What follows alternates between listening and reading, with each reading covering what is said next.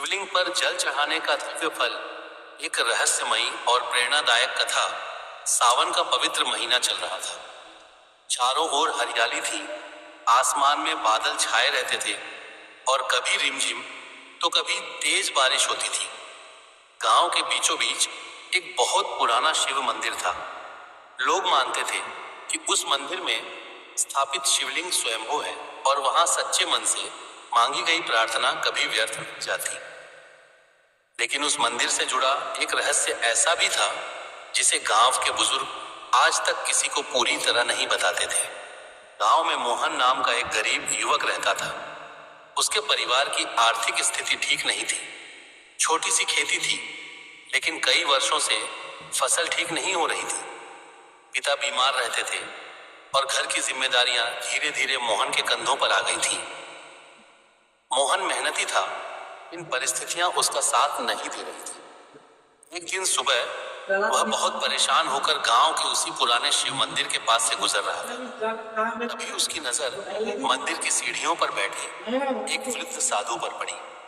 साधु ने मोहन को देखते ही कहा, बेटा, इतनी चिंता लेकर कहां जा रहे हो? मोहन ने चौंक कर पूछा, बाबा, आपको कैसे पता कि मैं परेशान हूं? साधु मुस्कुराए और बोले, जिसके मन में चिंता होती है उसकी आंखें बहुत कुछ कह देती हैं। मोहन उनके पास बैठ गया और अपनी सारी परेशानी बता दी। साधु ने कुछ क्षण आंखें बंद की और फिर बोले, बेटा, हर समस्या का समाधान केवल धन नहीं होता। कभी कभी मनुष्य को अपने शक्ति जगानी पड़ती है। मोहन ने पूछा, मैं क्या करूं? साधु ने मंदिर के शिवलिंग की ओर इशारा करते हुए कहा, हर सुबह सूर्योदय से पहले यहाँ आना, स्वच्छ जल लाना और श्रद्धा से शिवलिंग पर चढ़ाना। जल चढ़ाते समय अपनी इच्छा से ज्यादा अपने मन को भगवान के चरणों में रखो। मोहन ने पूछा, बस इतना ही? साधु बोले, हाँ, लेकिन एक बात याद रखना, जल केवल शिवलिंग पर मत चढ़ाना, अपने अहंकार, भय और निराशा पर भी चढ़ाना। मोहन को बात पूरी तरह समझ नहीं आई, फिर भी उसने साधु की बात। अगली सुबह वह सूर्योदय से पहले उठ गया, नदी से जल लेकर मंदिर पहुंचा। मंदिर में उस समय कोई नहीं था, चारों ओर शांति थी। उसने श्रद्धा से शिवलिंग पर जल चढ़ाया और आंखें बंद करके बोला, हे महादेव, परेशानी दूर करने से पहले मुझे इतना बल दीजिए कि मैं परेशानियों से लड़ सकूं। उस दिन के बाद मोहन रोज मंदिर जाने लगा। एक सप्ताह बीत गया। धीरे धीरे उसके मन में बदलाव आने लगा। पहले वह हर समय अपनी गरीबी के बारे में सोचता था, लेकिन अब वह काम के नए अवसर खोजने लगा। उसने खेत की मिट्टी को समझना शुरू किया, पुराने बीजों की जगह बेहतर बीज लेने की योजना बनाई और गांव के दूसरे किसानों से नई खेती के तरीके सीखने लगे। कुछ दिनों बाद उसकी मेहनत रंग लाने लगी, लेकिन तभी एक रात गांव में बहुत तेज बारिश हुई। नदी का पानी बढ़ गया। सुबह जब मोहन खेत देखने पहुंचा तो उसने देखा कि खेत का एक हिस्सा पानी में डूब चुका था। उसकी सारी उम्मीद फिर टूट गई। वह मंदिर पहुंचा और शिवलिंग के सामने बैठकर बोला, महादेव, मैंने पूरी मेहनत की, फिर भी सब खत्म हो गया। उसी समय पीछे से वही वृद्ध साधु की आवाज आई, क्या सच में सब खत्म हो गया? मोहन ने पीछे मुड़कर देखा, लेकिन वहां कोई नहीं था। वह घबरा गया। तभी मंदिर के अंदर से घंटी की हल्की आवाज सुनाई दी। मोहन ने सोचा, शायद हवा के कारण घंटी हिली होगी। अगले दिन वह फिर मंदिर आया। साधु उसने मंदिर के पुजारी से पूछा, बाबा कहाँ गए? पुजारी ने हैरानी से पूछा, कौन बाबा? मोहन ने साधु का पूरा वर्णन किया। पुजारी कुछ क्षण चुप रहे और फिर बोले, बेटा, इस मंदिर में तो पिछले कई दिनों से कोई साधु ठहरा ही नहीं।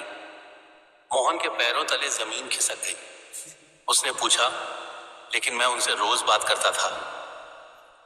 पुजारी ने मंदिर की दीवार पर लगी एक पुरानी तस्वीर की ओर इशारा किया। मोहन ने तस्वीर देखी तो उसकी आंखें खुली रह गईं। तस्वीर में वही साधु थे। पुजारी बोले, ये महात्मा शिवानंद जी थे। बहुत वर्षों पहले इसी मंदिर में रहते थे, लोगों की सेवा करते थे। कहते हैं वो सावन की एक रात उन्होंने यही समाधि ली थी। मोहन के शरीर में सिहरन दौड़ गई। जिस साधु से वह पिछले दिनों बात कर रहा था, वह आखिर कौन था? क्या वह केवल उसकी कल्पना थी या स्वयं महादेव ने किसी रूप में उसका मार्गदर्शन किया था? मोहन के मन में कई सवाल उठने लगे।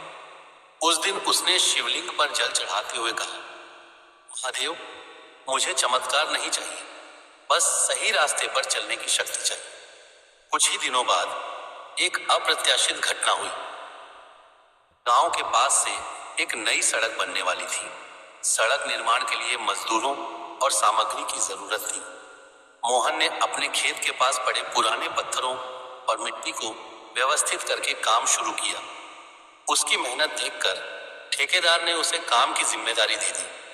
मोहन को पहली बार अपनी मेहनत का अच्छा अवसर मिला। धीरे धीरे उसकी आमदनी बढ़ने लगी। उसने पिता का इलाज कराया, घर की मरम्मत कराई और खेती में भी नई तकनीक अपनाई।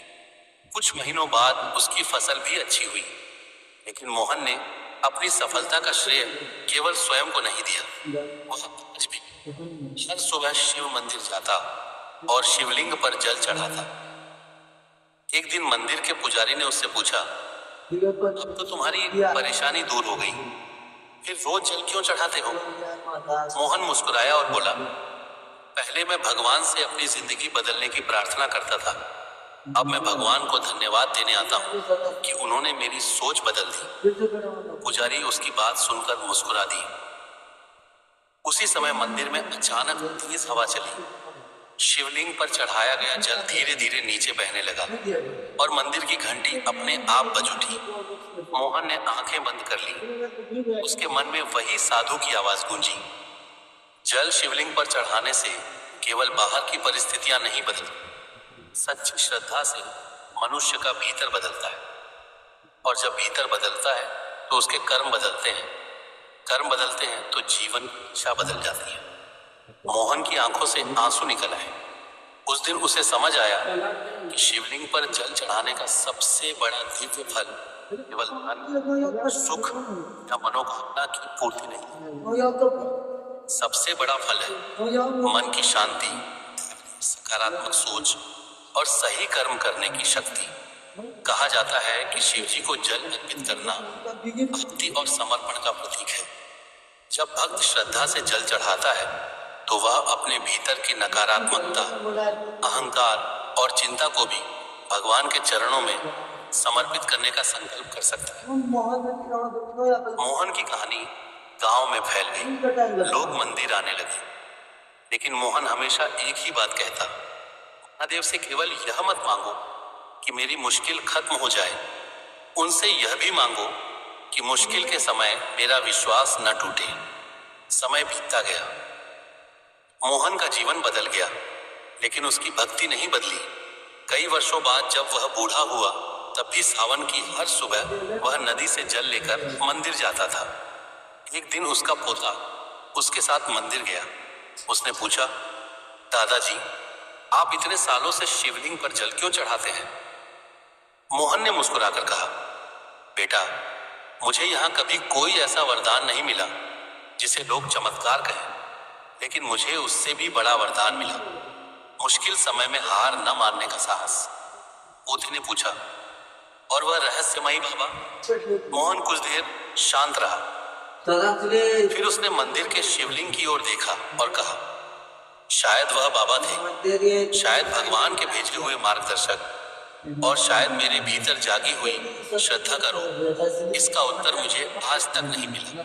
इतना कहकर मोहन ने शिवलिंग पर जल चढ़ाया। मंदिर की घंटी धीरे से बज उठी। मोहन मुस्कुराया। उसे लगा जैसे महादेव कह रहे हों, जिस मन में विश्वास का दीपक जलता है उसके लिए अंधेरा कभी अंतिम सत्य नहीं होता। और यही इस कथा का सबसे बड़ा संदेश है। शिवलिंग पर जल चढ़ाते समय केवल अपनी इच्छाएं भगवान के सामने न रखें, अपने भय, चिंता, अहंकार और निराशा को भी उनके चरणों में समर्पित करें। श्रद्धा के साथ अच्छे कर्म करते रहें, जो कि भक्ति मन को शक्ति देती है और कर्म जीवन की दिशा बदलते हैं। महादेव का आशीर्वाद उसी पर बना रहता है जो कठिन समय में भी विश्वास, धैर्य और सच्चाई का मार्ग नहीं छोड़ता। ऐसे ही और कहानी और कथा सुनने के लिए हमारे चैनल को लाइक, शेयर, फॉलो और सब्सक्राइब करें। धन्यवाद।